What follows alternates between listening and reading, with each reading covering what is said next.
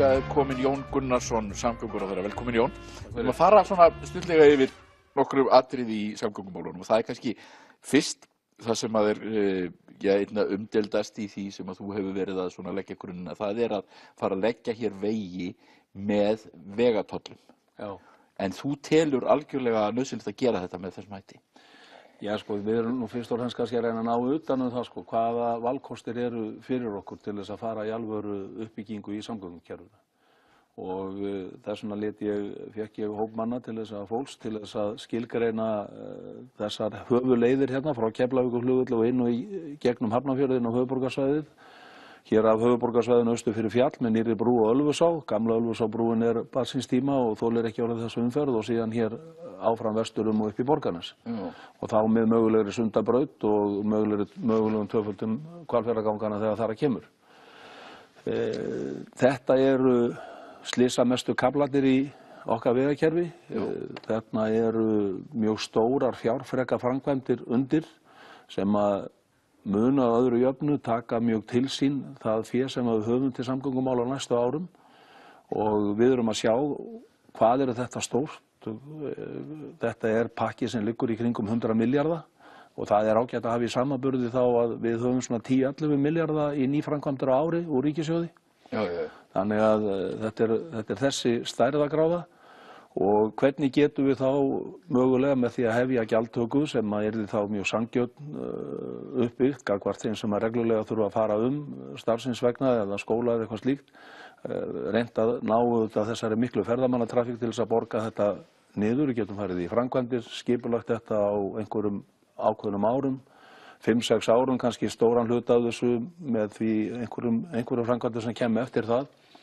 Klára þetta og hérna greitt þetta síðan upp á löngum tíma. Og það er sem sagt, þetta eru vegirnir út á Suðurland og vesturum í kringum Reykjavík. Og menn hafa talað um að þetta væri kannski eins konar skattur á landsbyggðina, þeir sem þurfti að sækja þjónustu til Reykjavík. Já, og svo hafa Reykvíkingar eða höfuðborgarbúar margir sagt við mig að þetta er bara skattur á okkur höfuðborgarbúa. Þannig að það auðvitað sér það hver með sínum glerugum, nærsýnisglerugum, ekkert óeðlilegt við það, en auðvitað er höfuðatriðið þetta, alveg eins og var í Hvalfjarðargöngunum sem eru núna búin að vera í 18 ár og verða fullu uppgreidd á næsta ári og þjóðin fær þau til eignar. Auðvitað verður þetta byggjast á því að það sé meiri ávinningur fyrir þá sem er að ferðast þessi gjaldhlið á hverjum degi, meiri ávinningur fyrir þá í ferðatíma, sparast kannski 10 mínútur í ferðatíma þegar þetta er farið að segja til sín. Þá ertu farin að spara 1-2 lítra af eldsneyti, þá ertu búin að borga, þetta kostar 283 krónur í Hvalfjarðargöngin í dag, þá ertu komin í sparnað þar og þá eigum við auðvitað hitt eftir sem er rúsínan í pylsuendanum, sem er umferðaröryggið, sem er kannski hvað stærsti þátturinn í þessu og þar liggur auðvitað þjóðhagslega ávinningurinn mestur. Til að mynda var mestum banaslys í umferðinni á Keflavíkurveginum hér áður á þeim kafla sem nú hefur verið tvöfaldaður og það hefur ekki orðið banaslys þar síðan. Þannig að við verðum að horfa á þetta svolítið í þessari heildarmynd og svo hafa komið raddir hér á höfuðborgarsvæðinu sem mér finnst bara eðlilegar sem að segja, já býtu, en af hverju er þá bara ekki farið í það að rukka víðar? Fyrir austan, fyrir norðan og fyrir vestan. Nú það er að fara í gang gjaldtaka í Vaðlaheiðargöngum og mér finnst þetta bara eðlileg umræða og ég hef verið á fundum út all land á undanförnum vikum og mánuðum og þar hafa komið fram bara hreinlega beiðnir og ábendingar. Við viljum, ef það er að fara í gjaldtöku hjá okkur að hraða framkvæmdum, að þá erum við alveg tilbúin í það. Vegna þess að þessi pakki sem við erum hérna með þessi 100 milljarðar og við erum öll sammála að þetta eru svona meir og minna mjög brýnar framkvæmdir, að þá eigum við eftir að fara hringinn í kringum landið og ef þú nefnir bara svona eins og Skógarstrandaveginn, hann er 6 milljarðar, Teigsskógurinn umdeildi fyrir vestan, hann er aðri 6 milljarðar, síðan ertu með Dynjandisheiðina, það er svona 3,5 milljarðar, það er órjúfanlegur hluti Dýrafjarðarganga, svo eigum við eftir Dettifossveginn 1,5 milljarð og svo erum við með Bergfjarðarbotni 1200 milljónir og Hornafjarðarfljóti 4 milljarðar og svo eru hér uppsveitir Árnessýslu, Ásarhreppur og Ölfusið, þar sem eru margir milljarðar, þar sem að ferðamannatrafíkin er í raun og veru búin að orðin algjörlega ofviða samgöngukerfi. Þannig þú ert í raun að segja að það verði aldrei hægt að borga þessar framkvæmdir úr ríkissjóði? Já, sko, jafnvel þó við myndum auka fé til nýframkvæmda úr ríkissjóði 50%. Já. Að þá auðvitað munar þetta. Ég meina við jukum fé upp á 5,8 milljarða á þessu ári inn í samgöngukerfið. Þó nokkur hluta því fyrir að auka í viðhald sem að við höfum verið mjög eftir á með á undanförnum árum og orðið mjög brýnt. En sko jafnvel þó við myndum taka hérna gjaldtöku, komugjöldið eitthvað slíkt upp á 3 milljarða og segja að þetta á að fara í vegamálum næsta árum, þá það eitthvað sem þarf að fara í gegnum Alþingi á hverju ári. Já. Þetta byggir auðvitað á því að taka þessi verkefni út fyrir ríkissjóð, fjármagna þau með lántökum og geta farið hér í framkvæmdahraða sem getur verið kannski til viðbótar nýframkvæmdur upp á 5 til 15 milljarða á ári, allt eftir í hvernig árar hjá okkur. Þannig getum við búið til alvöru framkvæmdaáætlun næstu 10 ára allt land. En við erum að tala um að einkafyrirtæki taki að sér að byggja þessa vegi og rekið þá eða hvað? Já, það eru einkafyrirtæki sem byggja held ég langflest okkar vegi í dag. Ég held að Vegagerðin sé með 2 brúarvinnuflokka sem að vinna, þannig að þetta þau myndu reka vegina líka. Já, þetta bara, við erum að horfa svona á sambarilegt módel og í Hvalfjarðargöngunum.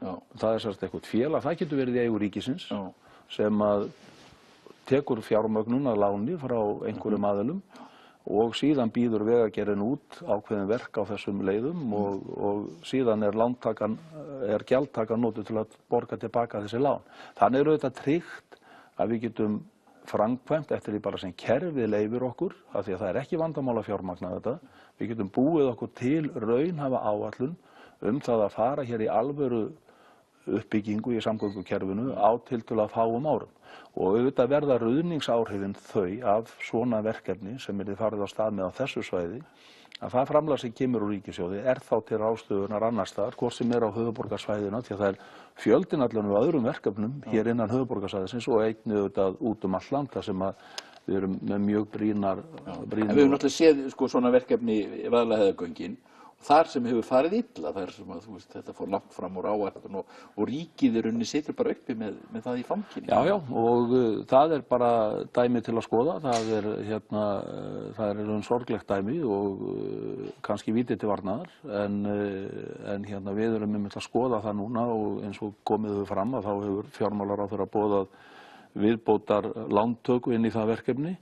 Í samgönguráðuneytinu erum við að skoða það hvað muni þetta þurfa að kosta, hvað þetta að borga þetta upp á löngum tíma. Það auðvitað alltaf að hugsa svona endurgreiðslu á svona mannvirkjum til mjög margra áratuga. Ég held að Færeyingar til dæmis horfi til 50-60 ára þegar þeir byggja sín jarðgöng og eru með gjaldtöku. Þannig að við þurfum bara að setja upp eitthvað svona viðskiptamódel fyrir það og ég tel að það eigi að skoða það samhliða því að Vaðlaheiðargöng verði bara hluti af þessu rekstrarmódeli sem við förum í ef ákvörðun verður tekin að fara þessa leið. En þarna mikil einkarekstur sem myndi, eða svona einkaframkvæmdir sem myndi fara í gang með þetta. Hvað segir að einkavæða Keflavíkurflugvöll? Já, sko, bara til að því að þú veist þetta einkaframkvæmd og eitthvað svona, ég vil bara klára það sko. Það allar stórframkvæmdir í okkar samgöngukerfi í dag eru einkaframkvæmdir. Að því leyti til að þetta allt saman verktakafyrirtæki sem bjóða í verkin og þau eru ekkert á vegum ríkisins. Þetta ekkert öðruvísi. Ríkið getur átt þetta, þannig að... Það ríkið sem borgar, sko? Já, ríkið sem borgar, neini, það notandi sem borgar. Og auðvitað markmiðið það að ná sem mest í þennan mikla ferðamannastraum og láta hann borga það gjald sem að það þolir eins hátt eins og hægt fyrir þessa einskiptisnotkun. Þannig getum við fengið þá til þess að byggja þetta upp með okkur. Við höfum áður gert þetta. Þegar við fórum fyrir 50-60 árum, fámenna þjóðin í þessu stóra landi að byggja upp innviðakerfi, dreifikerfi raforku. Þá sömduðum við stóran aðila til að kaupa raforkuna á okkur allan sólarhringinn alla daga ársins. Niðurstaðan núna 50-60 árum seinna svo að við borgum lægsta raforkuverð í heimili og almennu fyrirtækjarekstur í landinu. Mín hugmynd svo að við náum núna í þennan stóra viðskiptaauðn sem er komin í þjóðvegakerfið og látum alla hans umferð borga sem mest af því að byggja upp þjóðvegakerfið með okkur. En hvað segir að einkavæða Keflavíkurflugvöll? Sko ég tel nú reyndar að það sé mikilvægt í því samhengi að þjóðin sé alltaf ábyrg, eða ríkið sé alltaf ábyrgt og eigi grunnstoðir samgöngukerfisins okkar. Og það á eins við flugbrautina þá í Keflavík. Mér finnst það alveg koma til álita að við skoðum það hvort að ríkið eigi að vera í þeim rekstri sem flugstöðin sjálf og þá sú starfsemi sem þar og það eru auðvitað mjög mörg fordæmi þjóðum í kringum okkur reyndar algengar en ekki að ríkið sé þá ekki að minnsta kosti nema hlutaðeigandi í slíkum rekstri og slíkum byggingum. Við erum þarna með mikil verðmæti sem að kannski væru betur komin í því að byggja upp aðra innviði í okkar landi, kannski einhverja 20 milljarða sem við gætum þá nota til þess að byggja upp hvort sem að það í vegakerfinu, nú eða spítala, heilbrigðiskerfi, einhverja varanlegar eignir, aðrar eignir í innviðum. Þjóðin hefur kannski ekki svo mikinn ábata. En þarna líka þörf á þessari hröðu uppbyggingu. Þarna sprengja sem við kannski ráðum svona tæplega við. Við erum svona rétt að halda í horfinu. Sko. Ég tek hatt minn ofan fyrir starfsmönnum Isavia sem hafa verið að eiga við náttúruhamfarir á hverju ári. Núna undanfarin ár. Mér finnst það að tekist alveg ótrúlega vel til við þessar erfiðu aðstæður að halda þessi í horfinu. Alveg eins og þessari fámennu þjóð í þessu stóra landi hefur tekist alveg ótrúlega í allri sinni innviða uppbyggingu. Við erum 340.000 manns í 103.000 ferkílómetra landi. Danir eru tæpa 6 milljónir, þeir eru að byggja upp innviðakerfi í landi sem jafnstórt og Suðurkjördæmi hjá okkur.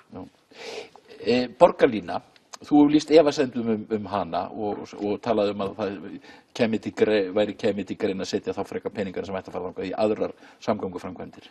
Ég hef ekki sagt það. Ég hef sagt það og ég talaði alveg skýrt við forystumenn Samtaka sveitarfélaga á höfuðborgarsvæðinu sem ég átti fund með fyrir nokkrum dögum.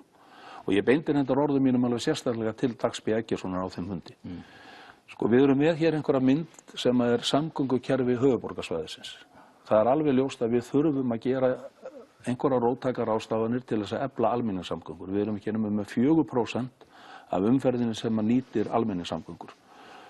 Við þurfum að gefa almenningssamgöngum ákveðin forgang. En eins og ég sagði við Dag B. Eggertsson, þegar hann kemur með þetta erindi til mín ásamt sveitarfélagunum hér á höfuðborgarsvæðinu, ég sagði, sko, við tökum ekki einn lítinn völl og förum að spila saman á honum. Ég legg áherslu á það að við setjumst þá yfir það í sameiningu og sú vinna í gangi líka að skoða hvað þarf að gera í samgöngukerfi höfuðborgarsvæðisins til þess að það verði í góðu horfi. Það nefnilega þannig að það fara 92.000 bílar orðið Ártúnsbrekku á hverjum degi. Almenningssamgöngukerfið, borgarlínan, ekki að fara að fækka þeim niður í 70.000, en hún kannski að fara að hægja á því að þeir fari yfir 100.000. Það það sem þetta snýst um. Og á meðan að borgin og yfirvöld þar spila í raun gegn okkur í uppbyggingu samgöngumannvirkja á höfuðborgarsvæðinu. Ég vil nefna Sundabraut, ég vil nefna aðra þætti eins og Bústaðaveg Reykjanesbraut, þar sem að borgin hefur þvælst fyrir okkur og fer ekki eftir tillögum og vilja vegagerðarinnar sem að sveitarfélög eiga þó að gera samkvæmt lögum, að þá þýðir ekki fyrir dag að koma hér með einhvern hlut af þessari mynd og segja ég vil endilega spila með þér á þessum velli, en ég vil bara vera á móti þér í öllu öðru. Þú meinir að borgin sé bara á móti þér? Já, hún á móti stefnu vegagerðarinnar og vilja vegagerðarinnar. Við getum tekið bara Sundabraut, þar sem allavega fyrsti áfangi mjög mikilvægur til þess að leiða umferð út úr borginni hérna vesturum. Þó að sé ekki verið að tala alla leið upp á Kjalarnes. Nú borgin búin að skipuleggja einhverja Vogabyggð. Vegagerðin hefur verið í bréfaskriftum með borgina síðustu ár þar sem við hafa gert athugasemdir við þetta.